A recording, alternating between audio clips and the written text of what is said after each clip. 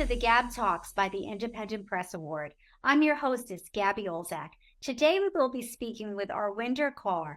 Her debut novel, Living While Human, is a winner of the 2023 New York City Big Book Award in autobiography. Arwinder's travels and life experiences thrust her into a meaningful existence filled with social and ecological activism. A graduate of SFU, Arwinder has been a social worker for more than 30 years, specializing in child welfare. She's also passionate about art, music, and tennis. Ari joins us from Vancouver, British Columbia, where she lives with her genius dog, Monty, who I understand might make an appearance today. Congratulations, Ari, and welcome to the GAB. Thank you very much for having me. It's such a pleasure. So, Ari, Living While Human has been described as an acute autobiography. What was your purpose of writing the book? Well, actually, like I say to other people who have asked, it was a real process. It didn't really start out the way that it ended up. I was going to just write a very brief, what I call the compass, and that was going to be a collection of maxims, which are sort of like philosophical sayings, like Confucius sayings, one sentence kind of truths. So I had a huge compilation of those, and I contacted the Tellwell Publishing, and I thought, well, maybe I'll just go ahead and get that published. While I was talking to them, they said, well, you're not a known author. It might be a good idea. You should include something about yourself. So I started doing a bit more autobiography, and I started it when we arrived in Canada in 1962. So I added a whole bunch more information about myself. But again, the editor felt that that still, maybe that's not quite. Why don't you talk a little bit also about how you ended up coming to Canada in the first place? So that ended up me then now going back into my family's origin in India and how they ended up coming together, and how we ended up then immigrating to Canada. My father came in 59. We joined him in 62. And after that, it sort of became natural to sort of build on this autobiography, which then had me include my very rich experiences of traveling for 2 years in England and in India for a very important part of my life that was very impactful and impressionable at the age of about 16 to probably 15, 16 to about 17, 18. So those years were very, very rich in terms of life experience and lessons. And then it just, once I started talking more about my life, I had to then talk about the important people in my life, my mentors, the people who have had the most effect on who I became as a person. That then included Daniel Quinn when I read his book, Ishmael. That is also a life-changing book that propelled me into the ecological activism that I started back in 1994. And then this is sort of a full circle moment where reading his book changed my life and made me active in ecology. This is a book that I'm now have written with great tribute to him about what my contribution might be to the same cause. So that's really how it sort of ended up from beginning to end, resulting in this book, Living While Human. So, Ari, you touched on quite a lot of interesting topics, but I want to circle back for our listeners and viewers. You immigrated from India to Canada with your family when you were 4 years old. Then as a young girl, you moved to England for a couple of years, then back to India. You described that experience as the best education of your life. How? Well, in England, that was the first step was learning that the standard of living in England was much lower than what we had been accustomed to here in Canada. It wasn't routine to get hot running water. People actually had telephone booths in their house where you had to put in coins, just like you had to here in our telephone booths, and things just were not a given. You had to do without. So that was sort of a slight introduction. Also, we were became part of the working class in England at such a young age. I had a full-time job working in a sewing factory, and every day we went to work in the tubes, worked all day in a menial labor job, and made little bits of money that we then put together to go to India. That was the life sort of plan that my father had. He felt it was very important for us children to remember our roots, our heritage, where we came from, and what life would have been like for us had we been raised there. So that then did become the greatest education, because we weren't going to school anymore while we were doing all this traveling. So while we were in India, we literally lived all over in different places, but we didn't live as tourists. We lived as the local people lived there, without most luxuries. So we didn't have hot running water. We didn't have access to things that we would consider pretty routine here. In terms of our standard of living, the poverty there, that was just absolutely overwhelming, very difficult to look at and see and deal with. And more importantly, I guess I realized how what we consider to be needs and wants are two very, very different things. And what we were more focused on in India was being able to have our needs met, our basic needs, whereas in Canada, most of what I was looking at in terms of, things that people wanted, that I wanted, most of them were wants rather than needs. We had our basic needs met. But in India, even just basic needs such as, getting adequate food, shelter, clothing, that sort of thing, that was new to me. But also things like, again, what is a right, what is a privilege? I learned the difference between those two things too. And what I was experiencing as rights here in Canada, they didn't exist in India, and they didn't exist for most of the people that lived there, such as personal freedoms, the ability for a woman to make her own choices about getting married, about having children. These were all things I had not even thought about as being something that was a privilege. And then I realized that, wow, a lot of the things that I take for granted here in Canada are in fact privileges. They're not rights. And in many parts of the world, people don't get to exercise those rights. So it made me, I guess, very much more appreciative of what I had here in Canada, which most people take for granted, unfortunately. For sure. Now, what steps can we take? You delve into this rather deeply in Living While Human. What steps can we take to simplify how we live, needs versus wants? And why is this critical for us personally and for our planet? Mhm. Well, that's exactly what it is. I think that most people have not thought about what the difference is between needs and wants. We just naturally assume that if we want something, that we are entitled to have it and that we should be able to get it. One example, for just to also tie in with ecology, is the whole idea of being able to eat everything on demand. For example, humans are we're omnivores. We can survive and thrive on any source of food, whether it be meat, vegetable, grains, seafood. So in other words, we have everything under our disposal to eat.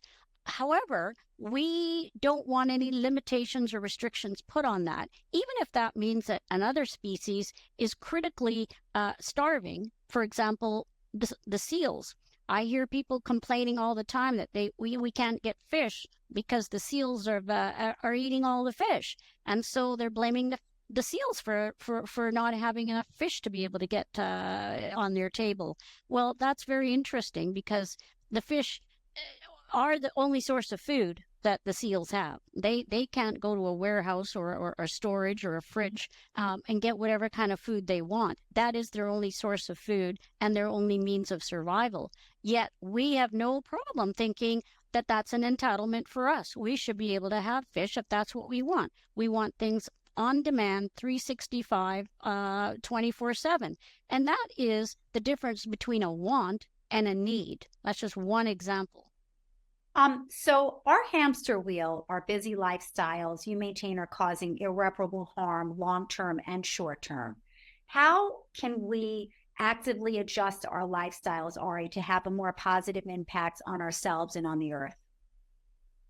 Well, again, it ties in with the needs and wants. We need to start prioritizing what our needs are. We need to identify what our needs, what our wants. So, what are our needs? Basic needs are exactly the same as what every other species on this planet needs. We need clean air to breathe. We need clean water to drink. We need shelter. We need safety, security, warmth. We need those very, very basic things. And even to grow food, we need viable soil.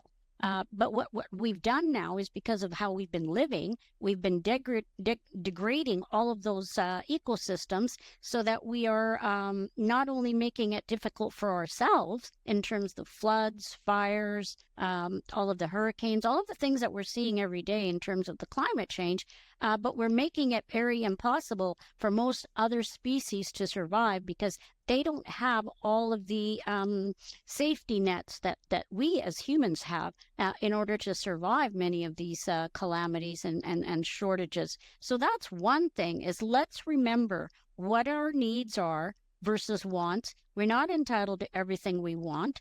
But in terms of our needs, we have to remember that they are the same as what every other species on this planet needs. And the ones that are preserving it and keeping it clean and viable for humans are the other ecosystems that exist, that are making it possible for us to actually live and survive successfully.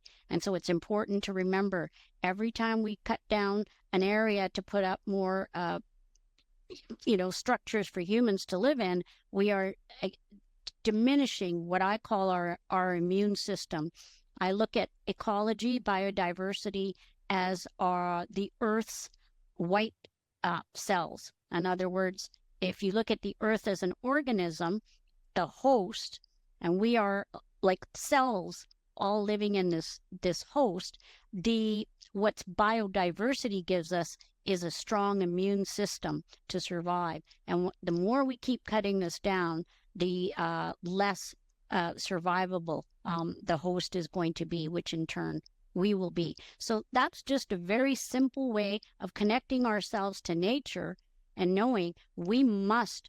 This is not just to be nice. We're not just saying, oh, well, we should look after other animals and plants because, what we want to look after them to be nice. This has nothing to do with that. This has to do with our own survival. And we need to connect those two things, and we need to give gratitude, and we need to nurture those that are nurturing us. So we are totally dependent on them. The biodiversity, the ecosystem doesn't need us. Earth does not need humans to survive. It's totally the other way around. If we no longer existed here in 10 years, all humans were gone, the Earth would be replenished and it would be surviving and thriving and doing very well. So the Earth doesn't need us. We need the Earth to survive. So we need to start taking care of it, and that needs to be one of our priorities. That's a need, not a want. Ari, you suggest to your readers that we as a society become part of a powerful sea of change. Describe what that movement entails. Well, I think one of the things that I want to focus on in terms of how to do this is we need something to unite people right now. We have wars going on right now as we speak.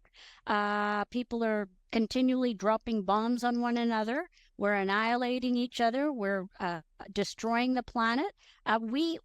There's so much division in the world right now, and certain politicians are feeding into it, dividing people, divide and conquer. That's how it happens. It keeps people so busy fighting with each other that we're not tackling the real important issues about how we're going to survive on this planet in the foreseeable future for us and our children. So if there's one cause that we can all get behind, it's not a special interest. It's not to do with any race or gender.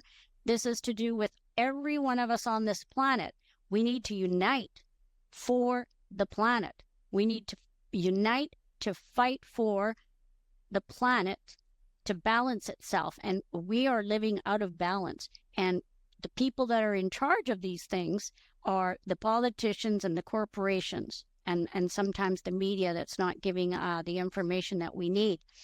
So we need to start focusing on what is really something that we need to be fighting about and fighting for.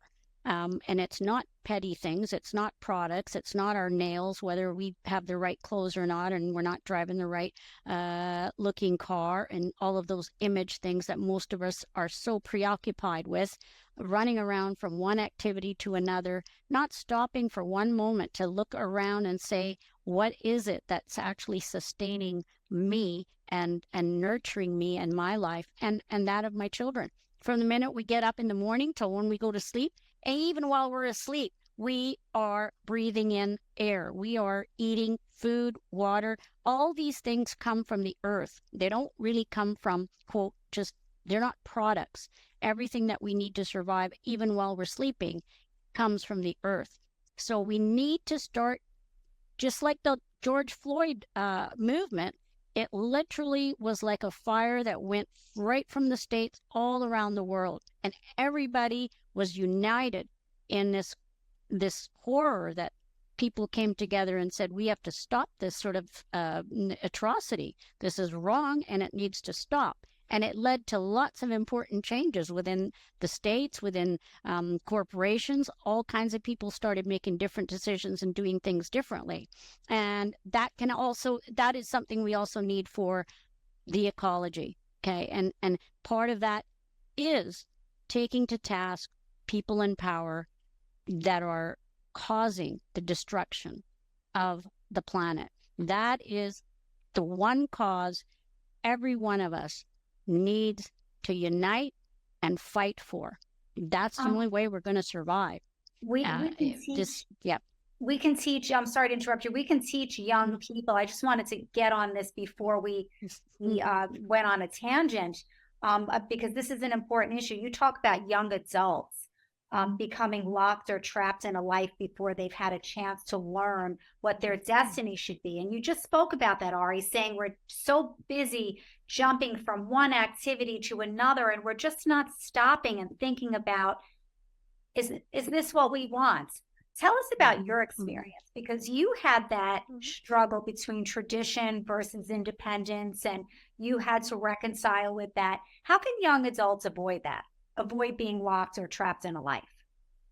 Well, exactly. And that is a hugely important thing that we are not being taught. Young people need to be very, very aware that if they're not paying attention to the decisions and the choices that they're making, even if they're not conscious of that those are choices, things are happening that are going to have very, very serious consequences for them because they're not thinking and doing things on a conscious level. What I call, most of us and a lot of young people are being taught this, is to live on autopilot or live by default settings.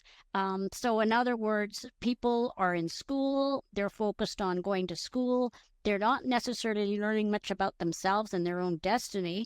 They are coming out of high school absolutely qualified for nothing, and then society tells them you need to go out and get a job, and then you need to get married, and then you need to have children, and that's the sequential kind of template that everybody is given. And people just make those choices thinking that that is the way you're supposed to do it. And people say that, well, I'm supposed to do this, without thinking, but is that what I want? Is this right for me?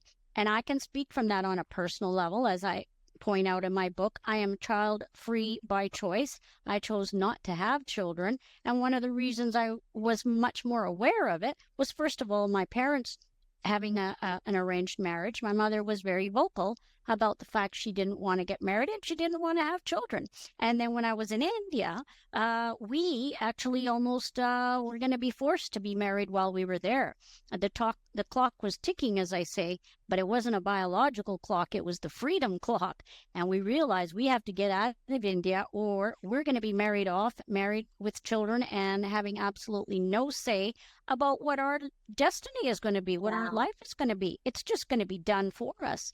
And I was horrified to think that I would be living in what I would consider to be a form of captivity, and not being free to be who I become, And so kids need to realize that they need to be very, very cautious, especially when it comes to relationships and becoming sexually active. Lots of children, and I'm a social worker, I speak again from experience. There are far too many children who are already pregnant and have a child at 14 years of age. And if they have a child with someone else who might be 15 or 16, their life destiny now has been altered permanently in a huge, huge way. And what their trajectory is now is going to be very different than what it would have been had they really given some thought into, okay, is this what I want for myself? You're too young at 14 to make that decision. We need to wait till we're older, and we need to have learned some more things in life. And that's part of what I talk about in my book, is that we need to have a compass. And part of how we get that compass is being able to ask and answer some very, very important questions about ourselves. Who am I as a person? What do I believe? What do I think? What is it okay to do? What is it not okay to do? What are some of the values? Is it okay for someone to just make decisions for me about whether I should have children? And people say we have those choices, but if you look at what's going on in the States with Roe versus Wade, obviously there's a very alarming thing that's going on, and that is an attempt to force women into having children against their will. That is a very important question people need to think about. Why would people be doing this? What is the motive behind forcing women in 2023 in America to be forced to bear children and have children against their will? That's pretty archaic. It certainly is. But you escaped that. So what you did was you left India with your siblings. That's right. So, but we knew the writing was on the wall. If we hadn't had that opportunity to escape, we would have been there. That would have been my life. That's terrifying. Very horrifying, because I might have had 10 children. I would have been living with my husband. I would have been living with his family. I would have been living with the in-laws. And my role would have been, this was in the early 70s, would have been to be married and to basically bear children and to be the caregiver to everybody in the family until that was their social security there. There's no old age pensions. There's no social networks. You're it. Or financial. That's it. Yeah. And that would have been my life of servitude, and that I would never been here talking to you, and I sure wouldn't have written this book. Ari, you really talk about the importance of mentors in your life. Yes, and you know what? A lot of people unfortunately don't have any. Not all of us are lucky that we're born into a family where they can be our perfect mentors. And so, as young people, if you're feeling lost and confused and not really sure what's going on in the world, how come I don't know what I should be doing? Why am I sort of lacking focus? Why don't I have any meaning about my life, my future? You have to seek out people that are older and wiser. There's a reason why tribalistic societies are successful, because we haven't lost that connection. The young people have access to the elders 24/7. And they get their wisdom, they get their knowledge, and it gets passed down to the young ones. And we're missing that in our culture. So we need to look for people, go to old age homes, visit with elderly people that are sitting and talk about their lives. What have they seen in their lifetime? Their wars, the depression. What kind of life did they have when they were young? There was no technology. How did they live? And what kinds of things made them resilient? And what were things that were important to their life and their happiness? You need to go out and seek that, because you're not going to get it in your classrooms, and you're not necessarily going to get it from your friends or even your parents. So make a conscious decision to seek out mentors through books, but hopefully through personal involvement. I wouldn't have, been as fortunate in my life had I not had that inclination. When I was young, I always wanted to be around people at least 30 years older than me. Those are the people I felt comfortable with that I could You're relate an to. old soul, I was an old an soul. old soul. Exactly. So, Yeah. Ari, tell us So, about the significance of the cover by artist Paul Gartua. I hope I'm pronouncing oh, that right. yeah. Yeah. Yeah. It's Paul Igartua, and Thank you. he's a Spanish Basque country, and he is a actually world-renowned artist now, but I've known him, from Vancouver since probably their 80s and 90s. So he is does an amazing variety of artwork. It's very, very diverse.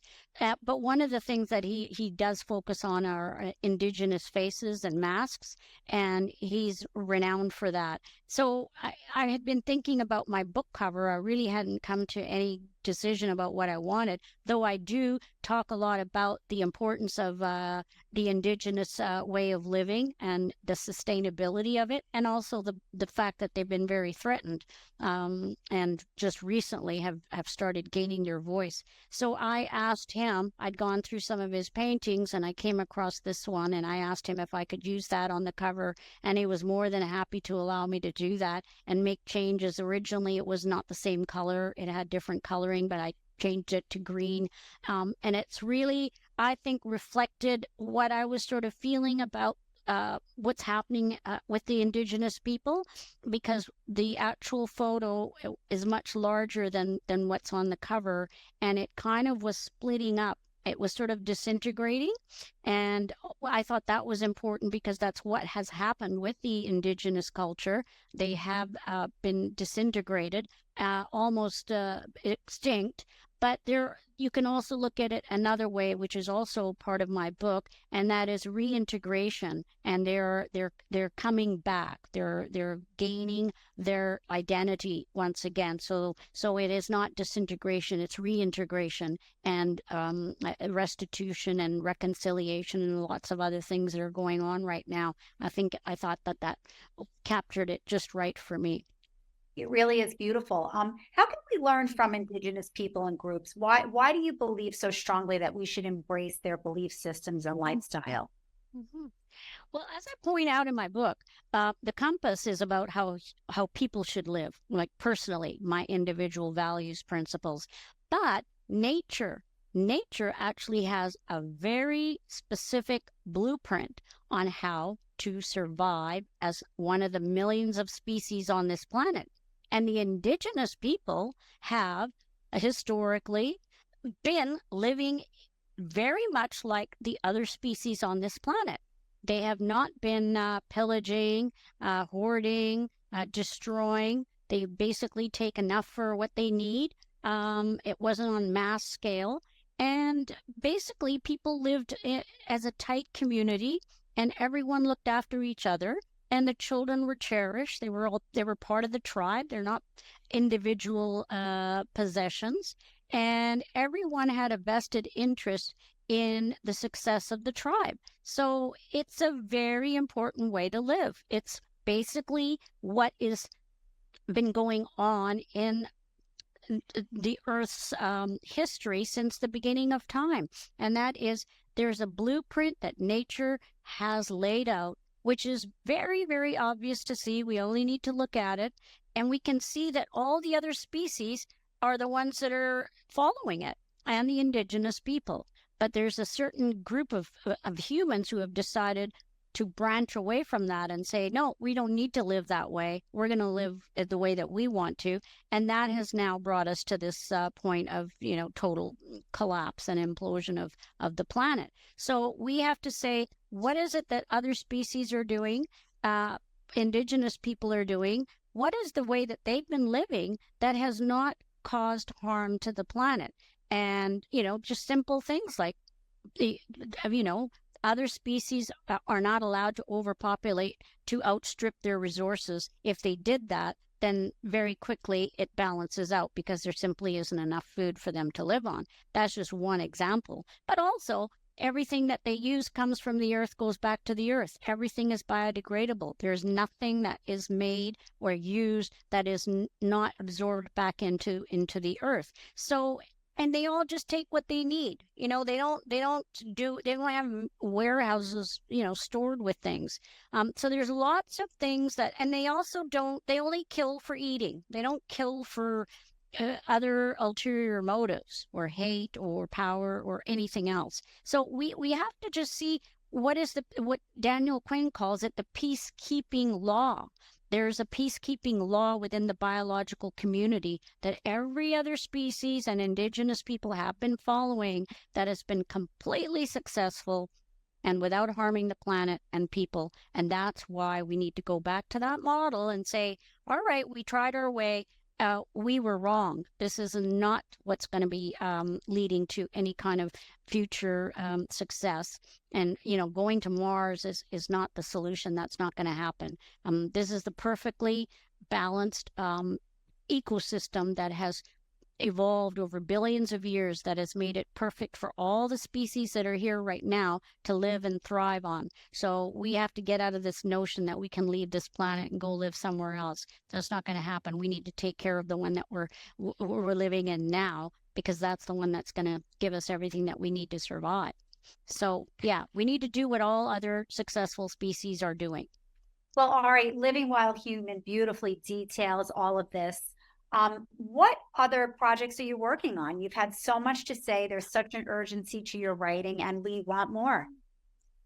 Oh my goodness. Okay. Well, I'm still trying to, talk about the one I've just written. Being an unknown author, as you know, it takes a long time. A lot of it is word of mouth. It's a slow process for it to actually become more well known. I have been doing some more other interviews. I've been interviewed, and I've done a few other podcasts. I've got a few other things that are coming up. I'm thinking about doing maybe a TED Talks. There's a conference that I might be able to look at attending. It's called IFC. They're looking for some speakers for next year's conference. The theme is We Rise, and it's could be in the Netherlands, I think, but there's also a virtual option. So I think right now I'm still just focusing on trying to get this message that is so urgent, that is so needed. And also because I do talk about things that I think a lot of other people have not mentioned before that I think are timely. So I'm just hoping that this will lead to some meaningful change, and that it does lead to more of a global involvement of people that are going to share this message and hopefully create that sea of change that we talk about. I hope so too, Ari. And how can listeners connect with you and obviously purchase Living Wild Human? And would you welcome that if our readers and listeners reached out to you? Oh, I would love that. I'd be desperate to have people contact me and ask me questions, and so that would be a great. So they can reach me on my the website for my book. It's called my name, Arwinder Kaur, author.com. So that'll take them right to my page. There's a contact part in the back where they could write to me, and I would be more than happy to reply and have a dialogue. It also tells you where you can get the book. I would just caution people not to buy the physical copy from Amazon, because they're still selling the outdated version. So if they want to get an e-copy, Kindle from Amazon is fine. That's updated. But print, you can get that from either, Indigo or Barnes and Noble. Those places are doing print on demand, so you would get the updated version. And I've recently just updated the cover, so hopefully all my awards will show on there. And of course, the New York, City Big Book Awards is right there on the front as well, which I'm so thrilled to have. Well deserved. Ari, is there something about you that our listeners would be surprised to know? Something that you'd want to share with us? Okay, yes. Well, I love karaoke singing. Oh. I actually have a machine at home, and I take it out to different occasions, and people just love getting up there and singing and having a great time. So yeah, that's one of my fun outlets to sing along with karaoke. So yeah, it's not all gloom and doom. We can try to have some fun. That's so fun. I love it. That's so fun. So Ari, back to more serious topics. What is the most important message you'd like to impart to our readers and listeners?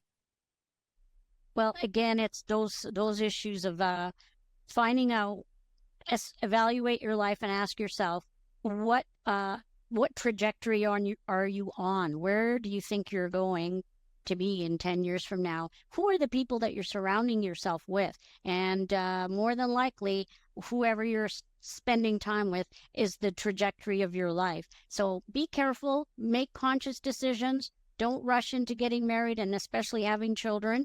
That will forever alter your destiny. Be very aware of the difference between needs and wants.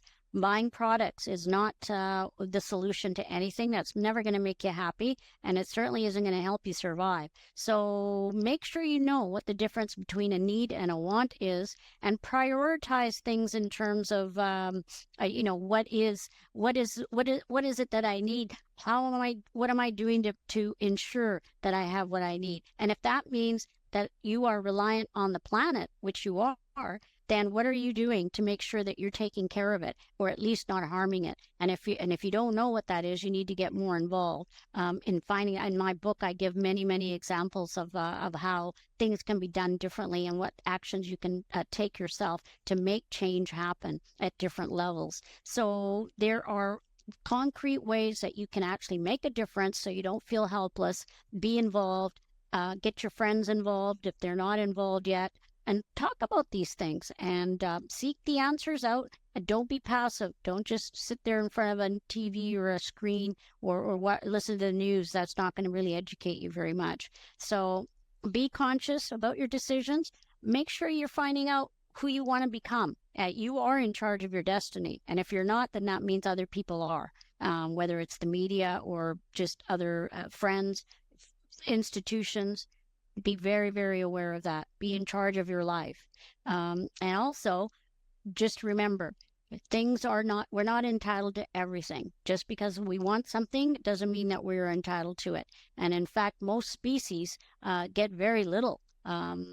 Even things like procreating in much of nature, only the strong, proven male gets to pass down his genes. So every species doesn't just get to procreate either. And if they do, it's very restricted and limited. And also it's very seasonal, and it's very dependent on the amount of resources that can to survive that population. So start thinking in terms of the planet, not just your own personal life, your own individual needs, or what you might think are your needs. Think about the earth and all the other species that live in it, and how you need to be grateful and do everything you can to protect it, preserve it, and fight for it. Excellent words of advice. Thank you so much, Ari. Living While Human, your debut novel. Excellent book. Ari, thank you so much. It was a pleasure chatting with you today. Thanks for joining us. Thank you very much. Next time on the GAB Talks, we'll meet with author Terrence Eng, author of Emerging from the Dark. Until next time, this is your hostess, Gabby Olczak of the GAB Talks. Thank you.